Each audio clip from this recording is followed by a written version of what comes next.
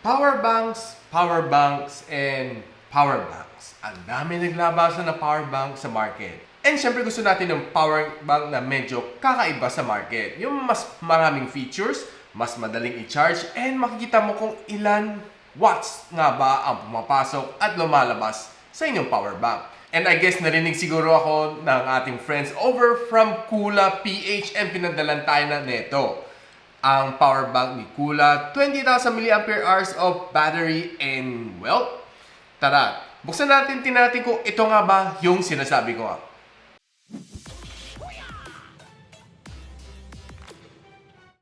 So hi guys, ako pala si Richmond and welcome back to my channel. Hawak na natin dito ang Kula 20,000 mAh of power bank, and well, ang sinabi ko sa inyo, gusto ko yung tipong medyo madali i-charge, kahit anong ulo pwede. And of course, gusto natin malaman yung in and out ng power bank. So itong si Kula, mukhang meron siya nito, no? Yung mga binabanggit ko. And definitely, excited ako para tingnan kung anong kakayahan nitong power bank na ito. Plus, i-rate pa natin kung ilan nga ba talaga ang rated niyang battery sa loob ng power bank na to at ilan ang kaya niyang ilabas. Tara, sundan niyo itong video na to at malaman niyo kung anong meron dito. So, first stop, syempre, unbox na natin. Medyo magandang box ni Kula, no? Medyo matino and very, very elegant tingnan. Though, hindi naman siya ganun kamahalan, no? I'll post the price below on the description box. Syempre, every now and then, nag-iba sila, may mga promotion. And ilalagay ko na rin yung link kung saan ko siya nabili sa description box. So, don't forget to check it out. And out of the box, meron siya isang kable, which is very, very typical. No nonsense tong box niya, no? So, meron siya isang micro USB cable. And, of course, ang kanyang power bank. Tignan natin kung meron pa siyang user manual, no? Wala na siya user manual. Kumbaga, yun na yun eh. And what's nice about this one is kaya niya mag-supercharge up to 18 watts. And PD 18 watts din siya. So, QC3 na siya, plus PD 18 pa siya. Which is, well, okay. So, pagbukas natin ng plastic, kita natin, nakabalot pa siya, no? Naka-bandage pa. So, tatanggalin muna natin siya sa bandage niya. Ayun. Kakaiba siya. Ito ang display niya, display panel, and ito ang kanyang katawan. So, meron siyang power button dito sa gilid. Yan. And sa ilalim, mga ratings niya. Then sa ibaba makita natin, no, dalawang out niya, dalawang USB-A out, and tatlong in niya, which is itong hinahanap natin, no. Pwede ka mag-charge using Lightning, Type-C, or Micro. Depende kung ano meron mo, no. So let's say ako, Apple user ako. Meron ko Lightning cable. So kung mga power banks ngayon is puro Type-C ang input, mapipilitan ako bumili ng Type-C, mapapagastos ako, which is hindi ko naman siya magagamit to charge my phone, only to charge this power bank. Well, pues, eto ang hinahanap natin. Very, very, very, very practical. Kumbaga, ito ang nag-adapt sa iyo kung anong kable meron mo. Tatlo naman halos kable meron sa market eh, Lightning, Type-C, and Micro. So, Micro medyo pa-phase out na. And of course, yung mga medyo entry level, sila na lang halos gumagamit ng Micro USB charging slot. So, other than that, puro halos Type-C na lahat. So, pagbukas natin out of the box, meron siyang by default 75% na factory charge, which is okay out of the box. Pwede naman na siyang gamitin. Pero ako, siyempre gusto natin i-charge up to 100%.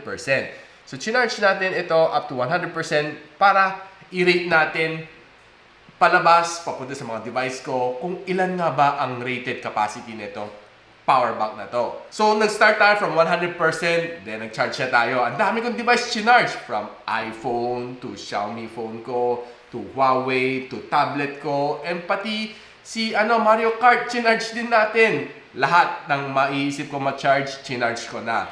And din-rain natin up to 1%. Wala na eh, hanggang doon na lang siya, hindi na siya nag-charge eh. Then upon hitting 1%, inad ko lahat, no, ng milliampere hours na palabas na natanggap ng mga devices ko, no. It's rated at 14,621 milliampere hours ang natanggap ng mga devices ko, no. So additive yan. So kung 2,000 kay Xiaomi, 3,000 kay Huawei, then add ko. So yun na nakuha natin, no. So, yun na nakuha natin no, nung piniga natin tong power bank na ito. So, nag-start siya sa 1%. Chinarge natin naman pabalik. Okay? So, of course, inabot tayo ng kulang-kulang mga roughly almost 7 hours no, just to complete the full charge nitong power bank na ito. And ito, nandito pa naman ang rating niya. Tingnan natin kung ilan nga ba, no? So, nakuha natin 16,305 milliampere hours of capacity, no, nung pumasok dito. So, magtataka kayo, no? 20,000 milliampere hours na nakasulat dito.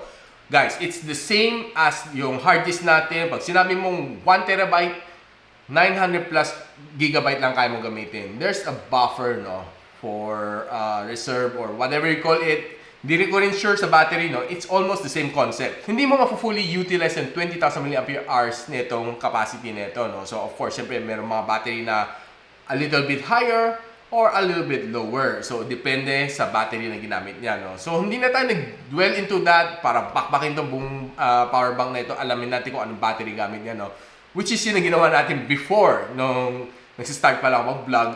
Nirate natin ang mga power banks, which is para makita natin kung anong capacity nga madalang kaya nito. So, this device was able to charge roughly 5 devices sa akin, no? So, this device was able to charge 5 devices sa akin, no? So, from the Xiaomi Mi 10 Ultra, the Huawei Mate 40 Pro, ang aking iPad 7 Gen na tablet na pang online schooling ng mga bata, then ang aking Nintendo Switch na pang entertainment ng mga bata, then of course, ang aking Mario Kart na panglaro ng mga bata.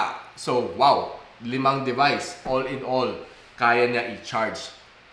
Siyempre, hindi ko sinabay-sabay, no? So, inisa-isa ko siya para ma-rate ko siya fully kung ilang milliampere hours nga ba ang binuga na itong power bank na to. So, makita natin sa display na itong power bank na to, andyan ang ampere and ang kanyang voltage. So, voltage times ampere, makukuha niyo na yung wattage kung ilang nga ba pumapasok, no? Normally, halos sinasagad nito yung mga phones ko, no? And ang iPad tablet ko, 18 watts kaya pumasok. No question asked. So, since yan naman ang highest capacity na itong kaya out, yun ang nakukuha natin. And pati in, 18 watts silang in neto. So, siguro roughly kulang-kulang 7 hours na tapos din siya. Siguro kung 10 watts lang to, baka abutin tayo ng magdamagan, hindi pa rin tapos mag-charge ng power bank na ito.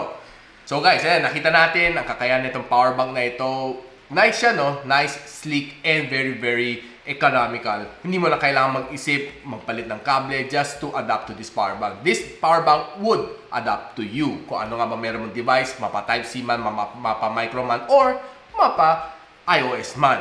Lahat ng cable mo, gagana dito sa pag-charge. So, nagustuhan nyo ba power bank na ito? Well, comment on the comment section below para malaman natin kung type nyo nga ba ito o hindi. And of course, if you like this video, don't forget to like, subscribe, and of course, click that bell icon so you don't miss any video from this channel. And of course, don't forget to check the description box. Kung saan ko nabili itong power bank na ito from Kula PH. So, magkita-kita ulit tayo sa aking susunod na video. Paalam!